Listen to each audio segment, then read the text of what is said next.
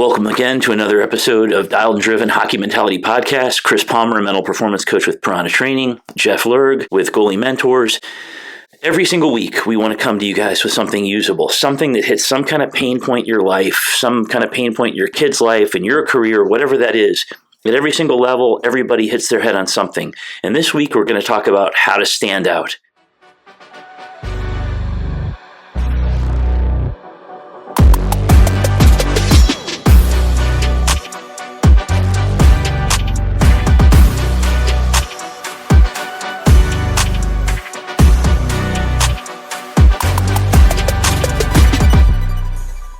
It's so hard, right? We talk about this funnel, how there's so many people going for this big dream, and they're all trying to squeeze into this thing that gets smaller and smaller. We're going to talk about how to stand out, and this is true at every level. I'm going to start with a really interesting story. If you look at any of the stands anytime, you'll see there's guys in the stands watching all the time, and when they watch, they're looking for certain things. They might be coming to watch a kid. They might be coming to watch how somebody reacts certain ways. But what they can't help is that every single time you've got a scout in the stands, a coach in the stands, somebody trying to figure out what's happening on the ice, they always look for what's outstanding. And sometimes you'll have somebody in the BC who's looking at a goalie, and then they see some kid who's just scrappy, and they go talk to the kid after the game. In the end, standing out, being outstanding in the ice, being somebody who's different, hard, tough, everything you have, that stuff stands out. And standing out is about doing every single thing you have with everything you have. You don't care about pecking order. You don't care about where you are. You don't care whether somebody's older, whether you don't think you should have the opportunity. In the end, fighting with every single thing you have is a theme we hear all the time. And for us, this fighting with everything you have makes a huge difference. Jeff, tell us anything about standing out. Well, this time of year, it's time when players are finding new teams, whether it's from the fall season into the spring season, and there's new players on your current team or you're switching teams. So it's always that opportunity. Every day you come to the rink is a new opportunity to make a good impression or a bad impression. And you have to keep earning that over time to get the respect from your new teammates and coaches, whether you've made that good impression or a bad impression. And one of the biggest things is you have to control what you can control, which is your effort and attitude every day. And it's very easy to be nice and cordial and hardworking and a great teammate and a great listener on a one-time instance, but much more difficult over the course of a season or a whole game where there's some ebb and flows to it. So it's really about doing all those little things at the highest of levels all the time. If you look at that, we're humans, right? We have all these thoughts. You've got family, friends, girlfriends, boyfriends, husbands, wives, things you care about. Some people have hobbies. Xbox is important, even at the highest levels. Remember the Lightning, they've got a whole room with Xboxes for their guys. We've got all these things in our head, and we are not built to be dialed into one specific thing all the time naturally. It's not what we are. If you even look at animals out in life, they go hunt and attack, and they go get whatever meal they need, and then sometimes there's rest and hanging out. And it's really hard as a player. You're busting your ass all the time, and it's so hard. If you're really trying to stand out, you're really trying to be at this absolute top. To be at the top means doing things other people aren't willing to do. It's so hard to do that. So it makes so much sense that you can't always concentrate and always be completely dialed in. So tell me about you and your life and the people you've worked with in your career. How do you stay dialed in when there's so many other things to think about? Some cases, maybe you didn't get a good meal and you're actually hungry going into practice and all you can do is grab half a granola bar. How do you stay dialed in with all the distraction? I think you have to have genuine interest and passion with what you're doing. You can't be a pretender because over the long period of time, people can see through that. I know from being a coach and training goalies for almost 20 years, I've sifted through people who just ask questions just for the sake of asking questions because they want you to think that they're really interested. One of the worst questions you can ask is after I've been training you for an hour on the ice and I've been giving you feedback on every little detail on how I think that your game can improve or what we're working on. At the end of a session, a goalie will come up and say, "Hey, coach, what do you think I need to do to get better?" I said, I just spoke to you for an hour straight on everything that you need to do to get better. So you, of course, didn't listen to one thing that I said. You were just nodding your head and it was in one ear, out the other. So there's many times people, they might not think they're doing it, but if you really cared, you would have absorbed that information. I do want to mention this thing that is a pervasive thing right now. And I don't think it's kids' fault. I don't think it's anybody's fault. But phones have been around enough that we see this thing happening, this attention thing happening more and more. When I was growing up, we had a TV. You'd watch TV. That was kind of your distraction. Well, now you have a TV in your hand. And the TV not only is capable of showing you TV shows, but we've brought things down to 7-second things that are interesting. You know, you see a train wreck, you see somebody skydiving, you see puppies, cats, whatever is exciting or fun or cute for people. And in all this stuff, it's intoxicating. These phones are intoxicating. And I'm not crapping on phones because they're really valuable. I own one. And I think as a form of recreation, a certain amount of time in that is fine. But there's times, there's a reason why doom scrolling is a word. Sometimes where you'll get so sucked into the chemical endorphin rush, all the different chemicals that come off from enjoying this, that you can really screw up your ability to pay attention. Because if you feel great on a 7-second thing and you scroll again, there's 4 seconds, 6 seconds, 8 seconds. How can you possibly really be good at sitting in that net when the puck hasn't come to you for 4 minutes? And you've got to be ready. Or you're sitting on the bench and you're a fourth line guy and you haven't played in minutes and you've got to find some way to get back in. You've got to keep your attention, and it's hard. So I just want to make a little mention that one of the things that's in the way of being dialed, one of the things that's in the way of getting everything you want so you can stand out, is this ability to be focused. And I promise you, I'm not saying get rid of phones, but everybody take a look at your screen time. And if you see a number there that makes your stomach sick, you know something's wrong. One good way to look at it is if your screen time for the week exceeds your training time, then what's really your priority? That's one easy number when looking at comparables. That'll really tell you, do you really care that much to get to the next level and achieve success, or do you just say that you want to do it? But I do want to shift gears into the tryout season. It's the time of year when a teenager might be going to a junior hockey tryout, or there could be some junior players still trying to impress college scouts. And one of the biggest things that I've seen and learned is just when you're a new player going to a new environment, there's a certain type of aura that you should bring. You should exude a sense of self-confidence by listening to the coaches, understanding what the expectations and standards are. But you also have to balance that with not coming off as arrogant or entitled or, well, this is how I get dressed and get on the ice and I'm on 10 minutes early when you're supposed to be at another team meeting or something like that. There's many kids who just make a poor impression by not understanding the bigger picture of what they're actually taking part in. And before you know it, they've already made a kind of a little half of an X through their name with the coaching staff just by, acting overly entitled or just kind of being all about them. When you're going to a team tryout, although you're trying to make that individual spot, they're still looking for good teammates and good people that they want to spend a season with. So you might be excellent on the ice, but if you come across as selfish and entitled, you're getting some strikes next to your name. Well, there's this thing of coachability. We hear this stuff all the time. And one of the things I'll say here on being outstanding is being coachable.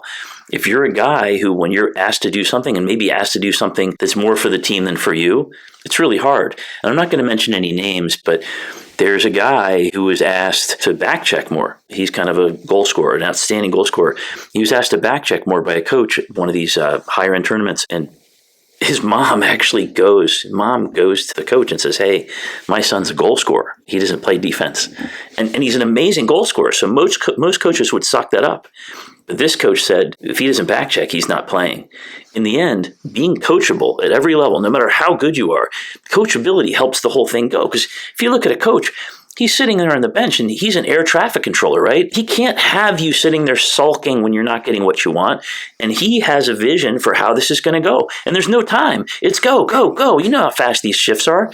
So in the end, if you're not doing what your coach needs, you're not part of this. You're not coachable. If you're not listening, you talked before about you're giving people all these kind of tips and feedback as they're going and they're not picking anything up. That kid's not coachable for whatever reason.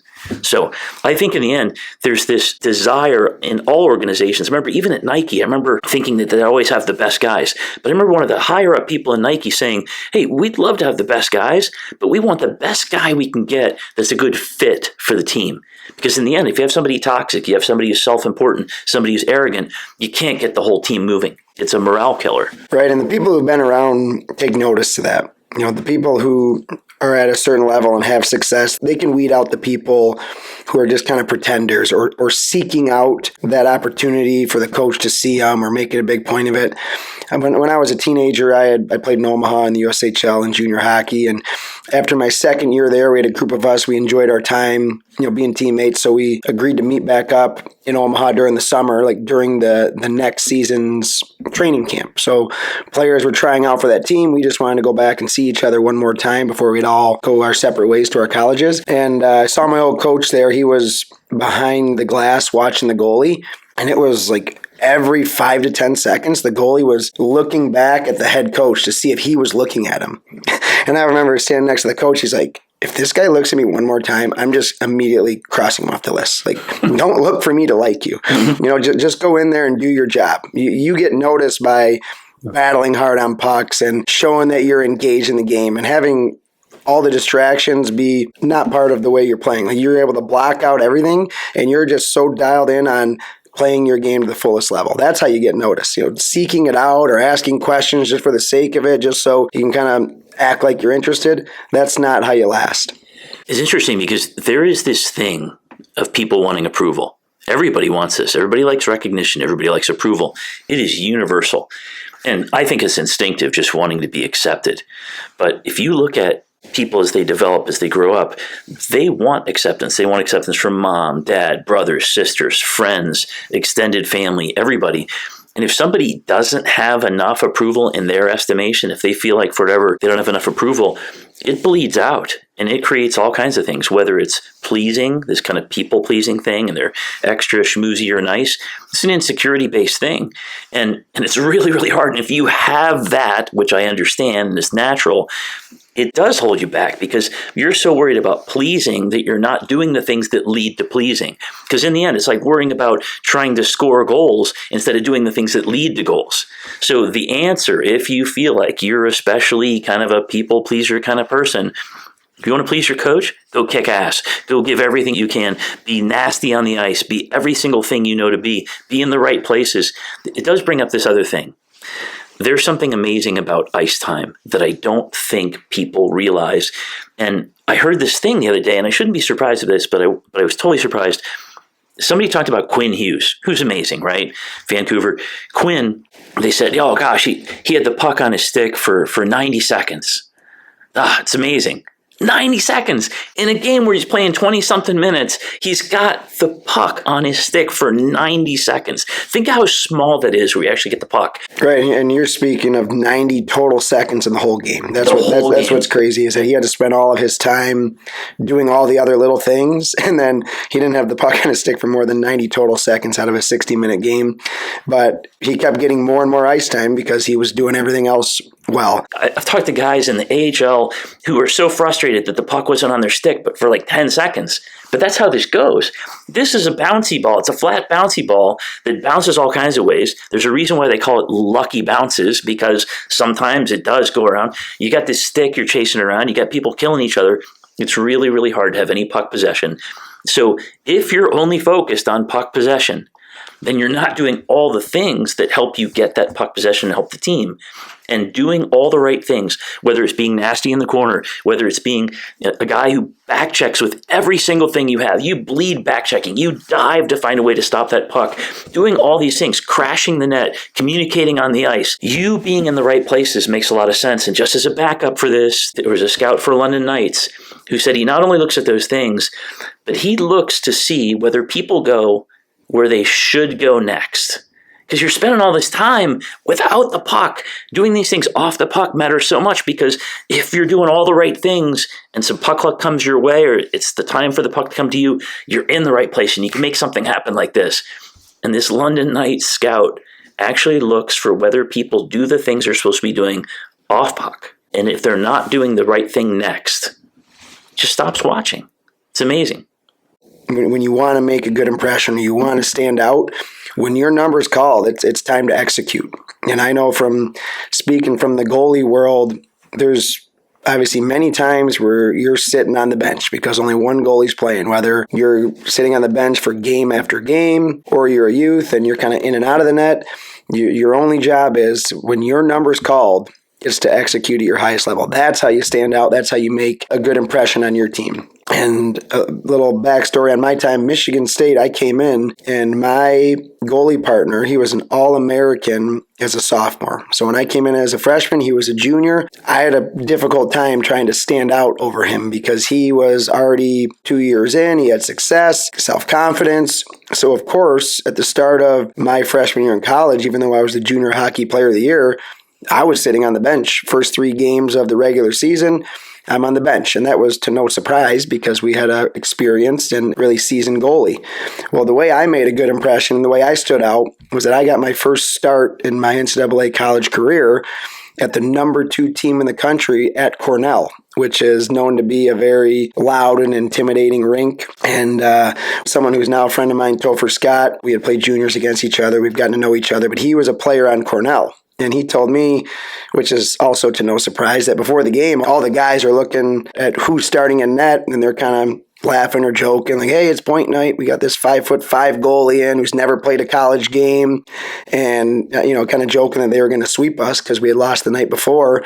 And he was trying to kind of give everyone a warning, like, hey guys, no, that's you better be ready. Like, I've seen this kid play, like, he's good.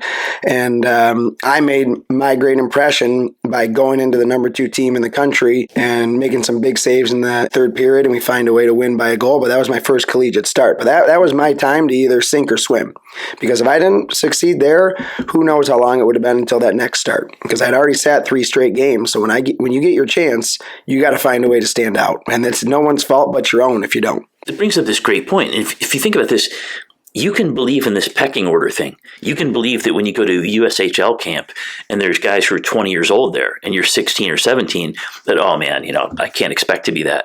Well, you've just held yourself back. Back to my old coach in high school saying, if you think you are or you think you aren't, you're probably right. If you think you're good or you think you're not, you're probably right. Your thoughts are everything. And you had a chance there as a freshman to say, oh, I'm just a freshman. You could have said that. But you fought any of that kind of stuff, and you just decided that the only thing you could do, back to your words from before, is just you have no choice but to be awesome. You just decide to be that. And it's so hard to do that because when you see guys who are 7 foot a million you're playing against, it can be intimidating. See guys who look like they'd be playing in juniors, or some guys are as big as AHL players. You can actually think that maybe you don't belong, and it holds you back. So this pecking order thing's a real thing. You didn't say the words, but that's what it is. Everybody knows what that's like. You go into a group of people and you see somebody who looks like they're the top dog, and okay, there's the top dog, I'm somewhere else. And you could have thought that. You were a freshman, man. You could have thought that there's no chance this could work. You put it aside. You had to have thought that, and you jumped out somehow and just decided, I'm going to give everything I can. And you became a driving force as a freaking freshman. It's ridiculous. So you're a guy who's a great example of, yeah, there's a pecking order. Yeah, people say, hey, this person should be here. But if you go into camps like that, you go into tryouts like that, you start with a team and think that, okay, well, maybe I'm a second line or a third line guy. Chances are your thoughts are going to help shape that bad result. If you want to be amazing, if you want to be at the absolute top, then you have to do things that people aren't willing to do. Do more than what people are normally willing to do. And it's hard because in the end, you're a human being. You've got other desires, other things you want to do. So yes, Kobe Bryant got it right. Do 5, 6, 7 workouts a day. But how many people can really, really do that? You have to have a reason, some kind of driving force. And you did your whole life. You just always wanted to be the best possible version of who you are. And that's great. So I hope that in trying to be the best, in trying to stand out, whether it's a camp, whether it's trying out for a team, whatever that is, I hope that people get this giant lesson of you have to decide that this controllable world is all you have. You can't be thinking that somebody else has some better thing. It holds you back. Your thoughts are everything. You have to go out for everything you want and give everything you can to this sport, whether it's a practice, whether it's eating right, whether it's sleeping right, the people you hang around, the things you read, the videos you watch, and try to balance that in your life so that you do so many things that other people aren't willing to do, so that you can perform and do things that other people aren't capable of doing.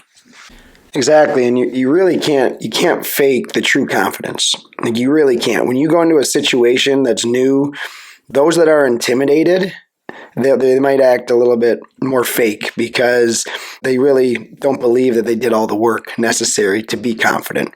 And that's going to continue to occur. Hockey is a sport where you're trained almost to be ready to move to a different house or a new billet or a new team by your teenage years. And then you're trying to go chase a college opportunity. And then there's a handful of levels of pro ranks that you can kind of keep playing and keep having to make a good impression or keep having to try to stand out to keep working your way up that ladder. So it's a sport that's very unique, that it's very common for players to go to new environments, and you have a new opportunity to either make a good or bad impression in those new environments. And I know for me, I felt confident even when kind of taking that next step into a more challenging level of play, because I knew to my heart that I did all the work. And I knew that I didn't cheat in the summer on the workouts. And I knew that I was doing shimmy skates all the way down the ice and being a little bit more crazy than any other goalie around, because I knew that I did the work because I wanted it. I wanted to find success to climb the hockey ladder, but I also just enjoyed competing and finding a way to win and being a part of a team. So my lesson to share with everyone is the more work you do on the back end, the more engaged you are and genuinely are trying to work to accomplish your goals, the more confidence you'll have in any new situation. And your real person will show. The truth of who you are will show over the long term. Because the fakers can pretend for a short term, but eventually the cream rises to the top and your genuine colors show. That's awesome. And it is so true. Belief is definitely earned. Belief is earned. You're convincing yourself you're capable by showing yourself you can do certain things. And, whether it's Kobe with the multiple practices or whether it's Sidney Crosby practicing mistakes that he's made 100 times to make sure he's better, it doesn't matter where you are. If you want to be amazing, if you want to stand out, you've got to earn it. And you earn it by the preparation. You earn it by building the confidence in that preparation.